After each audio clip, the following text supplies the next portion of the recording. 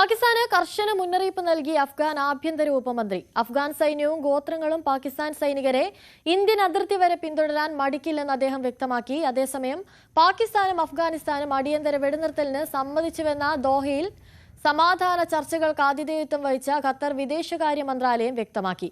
വിവരങ്ങളുമായി അഭിലാഷ് രാധാകൃഷ്ണൻ ചേരുന്നുണ്ട്. അഭിലാഷ്, കൂടുതൽ വിവരങ്ങൾ.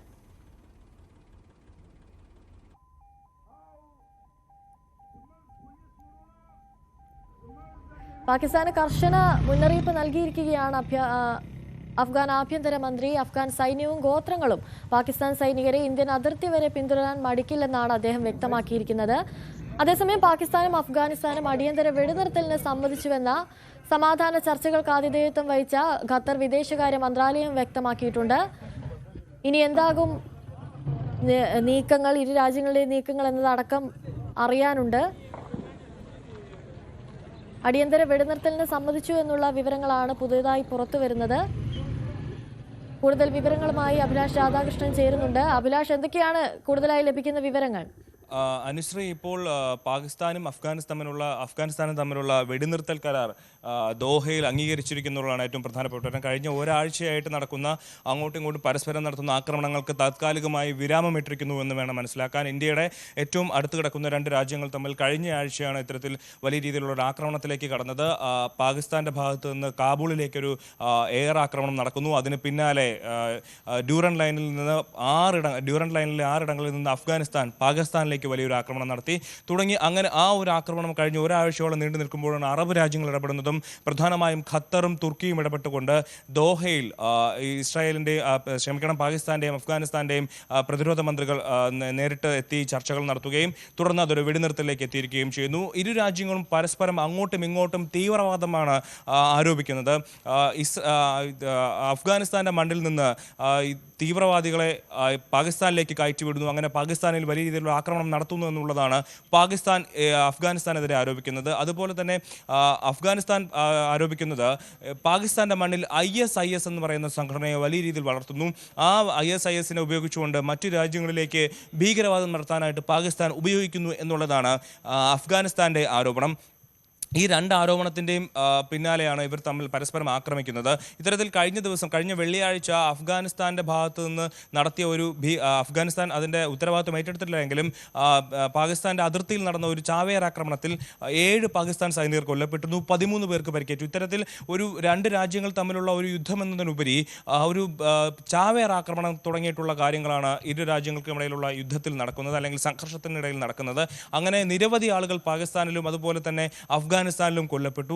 പാകിസ്ഥാന്റെ ഭാഗത്തു നിന്നുള്ള എയർ റെയ്ഡുകളും മിലിറ്ററി അറ്റാക്കുകളുമാണ് ഉണ്ടാകുന്നതെങ്കിൽ അഫ്ഗാനിസ്ഥാന്റെ ഭാഗത്തു നിന്ന് ഷെൽ ആക്രമണങ്ങളും ചാവേർ ആക്രമണങ്ങളുമാണ് ഉണ്ടാകുന്നത്. കാരണം പാകിസ്ഥാനെ സംബന്ധിച്ച് പാകിസ്ഥാൻ ഒരു ന്യൂക്ലിയർ രാജ്യമാണ്. അവർക്ക് കൂടുതൽ സൈനിക ശേഷിയുണ്ട്. അവരുടെ സൈനിക വിന്യാസങ്ങൾ കുറച്ചുകൂടെ വലുതാണ് അഫ്ഗാനിസ്ഥാനെ അപേക്ഷിച്ച് നോക്കുമ്പോൾ. അതേസമയം അഫ്ഗാനിസ്ഥാനെ സംബന്ധിച്ച് അമേരിക്ക 2021 അഫ്ഗാനിസ്ഥാനിൽ നിന്ന് പുറത്തു പോകുമ്പോൾ അവർ ഉപേക്ഷിച്ചു പോയ ആയുധങ്ങളാണ് ഇവരുടെ കയ്യിലുണ്ടായിരുന്നത്. അങ്ങനെ ആ ഒരു ആയുധങ്ങളും ചെറിയ തോക്കുകളും അതുപോലെ ബോംബുകളും ഉപയോഗിച്ചാണ് അഫ്ഗാനിസ്ഥാന്റെ ഭാഗത്തുനിന്ന് ആക്രമണം ഉണ്ടായിരിക്കുന്നത്. ഇക്കാര്യത്തിൽ ഇന്ത്യ ഒരു മയപ്പെട്ട നിലപാടാണ്. ഇന്ത്യ അതിൽ പ്രത്യേകിച്ച് നോക്കിയാണ് പ്രതികരിക്കുന്നത്.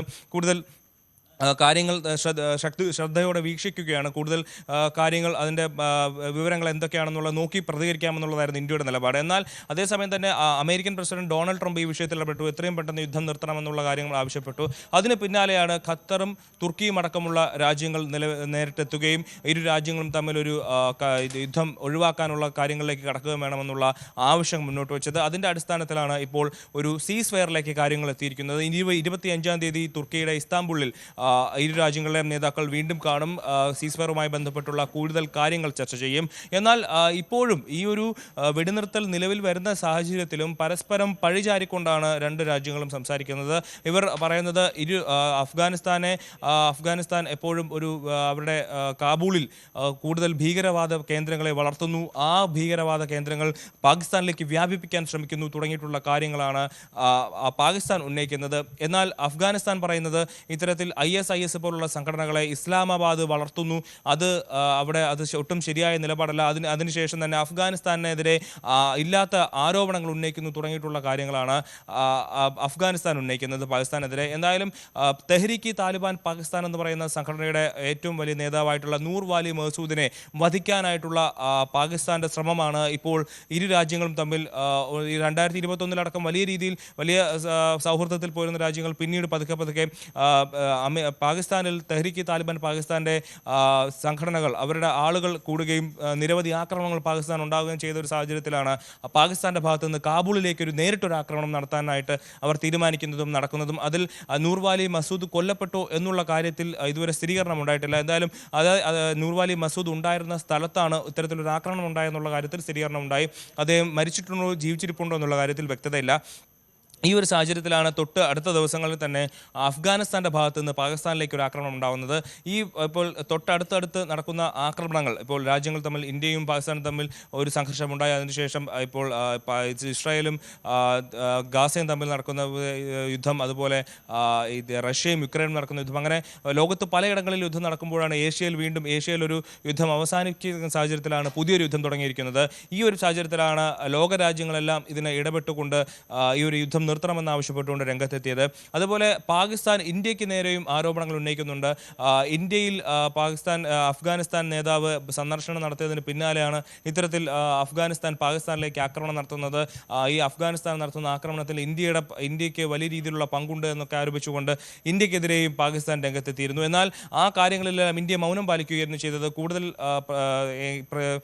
ഏത് രീതിയിലാണ് ഇതിനൊക്കെ പ്രതികരിക്കേണ്ടതെന്നുള്ളത് നോക്കി മാത്രമേ ഇന്ത്യ ഇടപെടുന്നുള്ളൂ. കാരണം അത്രയും വലിയ ഡെലിക്കേറ്റ് ആയിട്ടുള്ള വിഷയങ്ങളുള്ളത് കൊണ്ടാണ് ഇന്ത്യയുടെ അത്തരത്തിലൊരു പ്രതികരണത്തിലേക്ക് ഇന്ത്യ എത്തിയത്. എന്നാൽ ഇപ്പോൾ നിലവിൽ ഖത്തർ അടക്കമുള്ള രാജ്യങ്ങൾ ഇടപെട്ടുകൊണ്ട് ഈ പാകിസ്ഥാനിലെയും അതുപോലെ അഫ്ഗാനിസ്ഥാന്റെയും വെടിനിർത്തൽ സാധ്യമായിരിക്കുന്നു.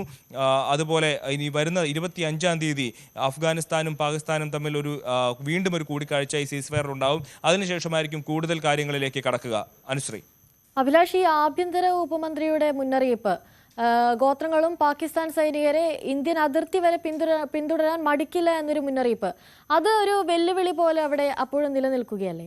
അനുശ്രീ, ഈ കാര്യത്തിൽ ഈ വാദപ്രതിവാദങ്ങളും ആരോപണങ്ങളും പ്രത്യാരോപണങ്ങളും വെല്ലുവിളികളും ഒക്കെ ഈ യുദ്ധത്തിന്റെ തുടക്കം മുതൽ തന്നെ ഈ അഫ്ഗാനിസ്ഥാനും പാകിസ്ഥാനും തമ്മിലുള്ള ആക്രമണങ്ങൾക്ക് തുടക്കം തന്നെ ഉണ്ടായിരുന്നു. ഏത് രീതിയിലും പാകിസ്ഥാനെ നേരിടാൻ തങ്ങൾക്ക് കഴിയുമെന്നുള്ളതായിരുന്നു അഫ്ഗാനിസ്ഥാന്റെ നിലപാട്. അതേസമയം തന്നെ അടിച്ചാൽ ഒന്നും നോക്കില്ല, തിരിച്ചടിക്കുമെന്നുള്ളതായിരുന്നു പാകിസ്ഥാന്റെ നിലപാട്. അങ്ങനെ പരസ്പരം ആരോപണങ്ങളും പ്രത്യാരോപണങ്ങളും ഇവർ ഈ രണ്ട് രാജ്യങ്ങളുടെ നേതാക്കൾ നടത്തിയിരുന്നു. അതിന് സമാനമായ ഒരു ആരോപണമാണ് അല്ലെങ്കിൽ ഒരു വെല്ലുവിളിയാണ് ഇപ്പോൾ നടത്തിയിരിക്കുന്നത്. പാകിസ്ഥാന്റെ സൈനികരെയും പാകിസ്ഥാന്റെ നേതാക്കളെയും ഇന്ത്യൻ അതിർത്തി വരെ പിന്തുടർന്ന് യുദ്ധം ചെയ്യും അല്ലെങ്കിൽ അവർ അടിക്കുമെന്നുള്ളതാണ് അഫ്ഗാനിസ്ഥാനിലെ ഒരു മന്ത്രി പറഞ്ഞിരിക്കുന്നത്.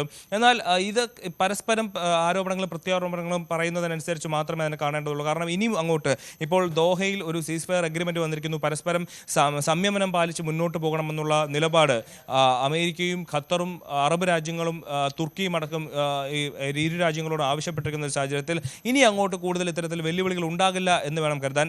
ഇപ്പോൾ ഉണ്ടായ ഈ ഒരു വെല്ലുവിളി എന്ന് പറയുന്നത് പാകിസ്ഥാനെതിരെ അതിരൂക്ഷമായ രീതിയിലുള്ള ഒരു പരാമർശമാണ് അഫ്ഗാൻ ഉപമന്ത്രി നടത്തിയിരിക്കുന്നത്.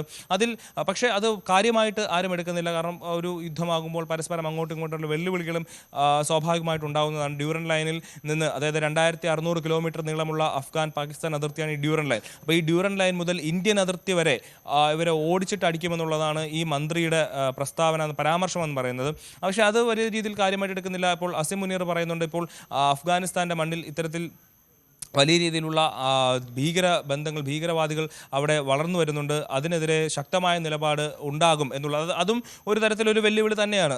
ഇത്തരത്തിൽ ഇനിയും നിങ്ങൾ ആക്രമണത്തിലേക്ക് കടന്നു കഴിഞ്ഞാൽ തങ്ങൾ ശക്തമായി അടിക്കും എന്നുള്ള അതിനെ പൊതിഞ്ഞുകൊണ്ട് ഒരു വെല്ലുവിളി നടത്തുന്ന പോലെയാണ്. അപ്പോൾ ഇത്തരത്തിൽ വെല്ലുവിളിയും പരസ്പരം അങ്ങോട്ടും ഇങ്ങോട്ടും നടത്തും, ആരോപണങ്ങളും പ്രത്യാരോപണങ്ങളും ഉണ്ടാകും. പക്ഷേ അത് ഈ വാക്കുകൾക്കപ്പുറം ഇത് പ്രവൃത്തികളിലേക്ക് കടക്കുമ്പോഴാണ് ഈ സീസ് ഫയർ, ഇപ്പോൾ നിലവിലുള്ള സീസ് ഫയറിൻ്റെ കരാറിൻ്റെ ലംഘനമാകുന്നത്.